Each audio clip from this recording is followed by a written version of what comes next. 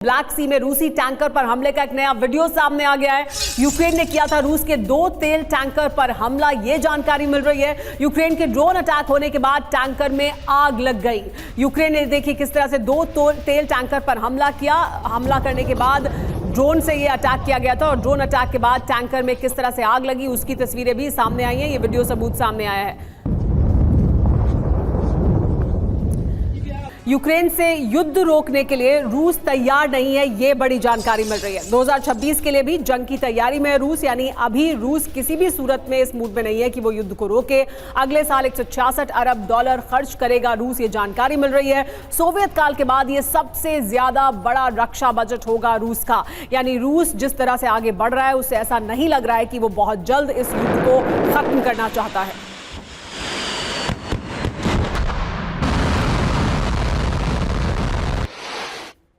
संजय सोई सर, रूस युद्ध खत्म नहीं करना चाहता है और अगर करेगा भी तो अपनी शर्तों पर करेगा, ये वो बार बार साफ कर चुका है। रूस अगर युद्ध नहीं खत्म कर रहा है, अपने रक्षा बजट को बढ़ा रहा है, तो इसमें भारत के लिए क्या सकारात्मक है? भारत कैसे इसमें अपना भला देख सकता है या भारत कैसे इसमें अपने लिए कुछ अच्छा देख सकता है?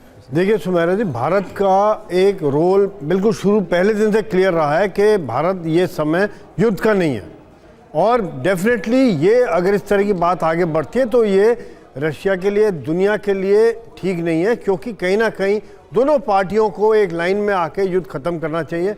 इस समय में थोड़ा यूक्रेन दे, थोड़ा रशिया छोड़े और युद्ध खत्म हो, जो शायद सभी के लिए अच्छा होगा, क्योंकि इसका असर पड़ रहा है। आज जो टेंशन बढ़ती जा रही है, आज हम देख रहे हैं कि जो पहले टेंशन खाली रशिया यूक्रेन की थी, आज वो शिफ्ट होकर धीरे धीरे यूरोप की तरफ बढ़ती जा रही है। यूरोप अपना डिफेंस बजट बढ़ा रहा है, यूरोप अपनी डिफेंस की तैयारियां कर रहा है। साथ साथ में जिस प्रकार से मैं देख रहा हूं कि यूरोप, अमेरिका चाह रहा है कि युद्ध रुके, लेकिन यूरोपियन यूनियन कहीं न कहीं युद्ध जारी रखने के पक्ष में और रशिया अपनी शर्तें मनवाने के लिए जिद पे अड़ा हुआ है। तो ये एक बहुत बड़ा चैलेंज है आज कि इस युद्ध को रोका कैसे जाए। नहीं, तो आपने जो बात शुरू की थी, इसी बात को यहाँ पर रखते हुए कि ये जब भारत की पोजीशन बिल्कुल क्लियर है कि ये युद्ध का युग नहीं है, ये शांति का युग है और बुद्ध के रास्ते पर चलकर ही कोई बात यहाँ पर की जा सकती है। हमारे साथ मनीष झा भी है। मनीष, देखिए, क्योंकि पुतिन का दौरा इसलिए भी बहुत अहम है क्योंकि जब से ये वॉर शुरू हुई है उसके बाद से पुतिन पहली बार भारत आ रहे हैं और प्रधानमंत्री मोदी से जब भी पुतिन की अलग अलग प्लेटफॉर्म से मुलाकात हुई है, पीएम ने बहुत क्लियर कहा है कि यहां पर बातचीत से रास्ता सुलझाया जाना चाहिए।